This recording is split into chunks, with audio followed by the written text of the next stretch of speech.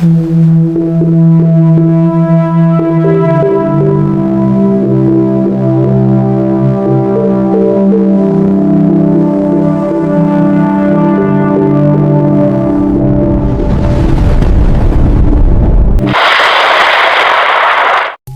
hapon sa inyong lahat.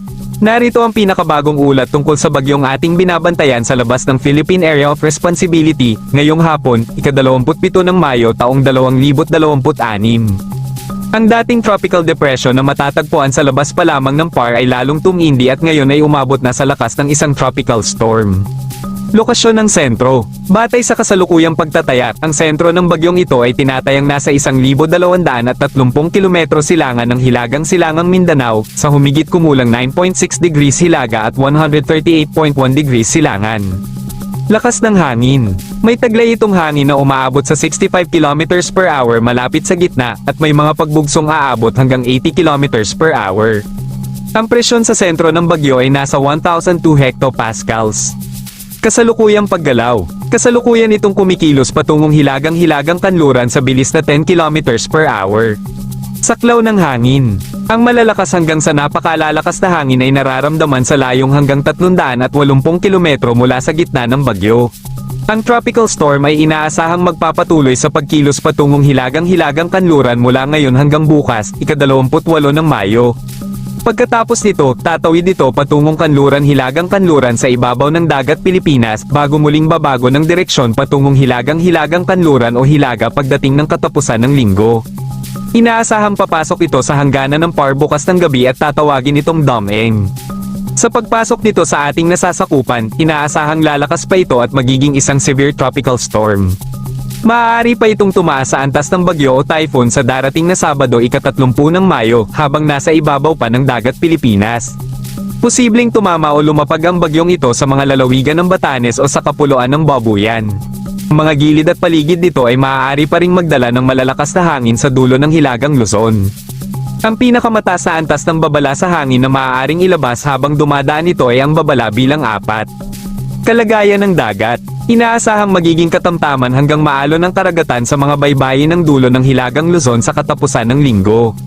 Maaari ring maglabas ng babala ukol sa mapanganib na alon o gale warning sa mga nasabing lugar. Simula sa Sabado, inaasahang palalakasan ng bagyong ito ang hanging habagat na magdadala ng mas malalakas na hangin at mas madalas na pag-ulan sa mga apektadong lugar. Dahil sa mga nabanggit na inaasahang pagbabago, mariing pinapayuhan ng publiko, pati na rin ang lahat ng tanggapan ng pamamahala at pagbabawas ng panganib sa sakuna, na patuloy na magbantay at sumunod sa mga susunod na abiso at ulat tungkol sa bagyong ito. Para naman sa lagay ng panahon dito sa Luzon ngayong hapon, patuloy pa rin tayong makakaranas ng maaliwalas na panahon na sinasabayan ng bahagyang maulap na papawirin. Ang ganitong kalagayan ay dulot ng mga kumpol ng ulap na dumadaan sa ating kalangitan. Dumako naman tayo sa lagay ng panahon dito sa Visayas. Dahil sa epekto ng isang bagyo na kasalukuyang nasa labas pa ng ating Philippine Area of Responsibility, na nagdadala ng mga kumpol ng ulap, at inaasahan nating makakaranas din tayo ng maulap na panahon sa mga bahagi ng rehiyon. Mas mararamdaman ito lalo na sa mga lugar ng Northern Samar, Eastern Samar, Leyte, at Bohol. Ang ganitong lagay ay dulot ng mga ulap at halumigmig na nagmumula sa silangang bahagi ng ating bansa at hinihila papasok ng nasabing bagyo. Para naman sa lagay ng panahon dito sa Mindanao, dahil sa paglakas ng bagyo sa silangang bahagi ng rehiyon, lalong tumitindi ang hanging habagat. Ang paghila ng nasabing bagyo ay nagdudulot ng makakapal na ulap at mga lokal na pagkulog at pagkidlat.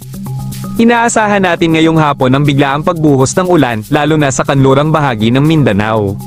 Sakop nito ang mga lugar ng Tawi-Tawi, Sulu, Basilan, Tangway ng Zamboanga, Rehiyong Autonomo sa Muslim Mindanao, Socsargen, pati na ang rehiyon ng Davao at rehiyon ng Caraga. Dito ay inaasahang maulap ang kalangitan na sinasabayan ng katamtaman hanggang sa malakas na pag-ulan. Lubos nating pinaghahanda at pinag-iingat ang ating mga kababayan sa mga nabanggit na lugar. Posible ang pagkakaroon ng pagbaha at pagguho ng lupa. Kaya kung sakaling kayo ay lalabas ng inyong tahanan, ugaliin pa rin magdala ng panangga sa ulan tulad ng payong o kaya ay kapote. Dumako naman tayo sa lagay ng panahon sa Palawan. Dahil sa pagbabalik ng hanging habagat na nagmumula sa kanlurang bahagi ng probinsya, nagdadala ito ng mga kumpol ng ulap na maaaring magdulot ng biglaang pag-ulan. Ang hanging nagmumula sa kanluran ng Palawan ay lalong pinatitibay ng bagyong nasa silangang bahagi ng Mindanao. Ito ang nagiging dahilan ng pagiging maulap ng kalangitan at pagkakaroon ng mga pag-ulan. Upang linawin, ang mga ulap at yulang nararanasan natin ngayon ay bunga ng paglakas ng hanging habagat na lalong pinatitindi dahil sa hila ng bagyong nasa silangang bahagi ng Mindanao. Tungkol naman sa lagay ng ating karagatan sa kasalukuyan, sa ngayon ay wala tayong nakataas na babala ng malakas na hangin o gale warning sa alinmang baybayin o karagatan ng bansa. Inaasahang banayad hanggang katamtaman lamang ang lakas ng mga alon. Gayunpaman, kapansin-pansin ng bahagyang pagtaas ng alon at paglakas ng hangin sa sakop ng bagyo, lalo na sa silangang bahagi ng Mindanao. Sa mga susunod na araw, posible tayong magtaas na ng babala habang lumalapit ang nasabing sama ng panahon. Kaya naman pinaghahanda natin ang ating mga kababayan habang minomonitor natin ito upang makaiwas sa anumang masamang epekto at masiguro ang kaligtasan ng lahat. Para sa mga karagdagang impormasyon at mga susunod na ulat, paki-like at i-share po ang ating ulat upang mas marami pa tayong maabisuhan tungkol sa bagong bagyong papasok o lumalapit sa ating bansa.